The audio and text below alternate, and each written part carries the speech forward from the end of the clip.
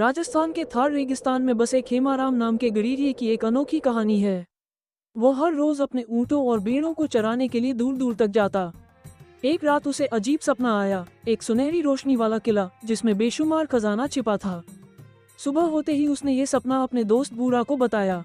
बूढ़ा हंसते हुए बोला, अरे खेमाराम, ये तो बस सपना है। धोरों में खजाना थोड़े ही मिलता है। लेकिन खेमाराम को भरोसा था कि उसका सपना सच है। खेमाराम और बूढ़ा अपने ऊँटों पर सवार होकर थार के धोरों, रेत के टीलों की ओर निकल पड़े। दिन भर चलते रहे, लेकिन दूर दूर तक कुछ नहीं दिखा। तभी उन्हें एक पुराना बावड़ी कुआं मिला। वहाँ एक बूढ़ा साधु बैठा था। साधु ने मुस्कुराते हुए कहा, तुम्हें सोने का खजाना चाहिए, लेकिन असली खजाना मेहनत और समझदारी में छिपा है। खेमाराम और बूढ़ा सोच में पड़ गए।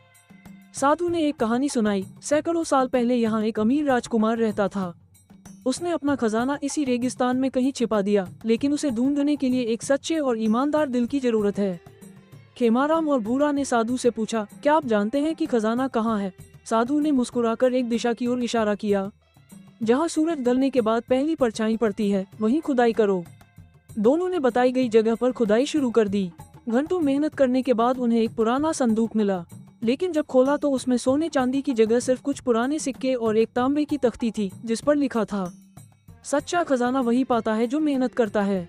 ये रेगिस्तान जितना कठिन है, उतनी ही इसकी मिट्टी की खुशबू कीमती है।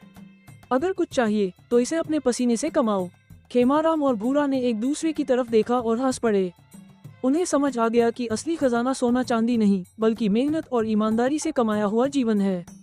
सीख, धोरों की रेत में सिर्फ खजाने नहीं, बल्कि मेहनत और हौसले की कहानियां दबी होती हैं। जो उन्हें समझ ले, वही असली राजकुमार है।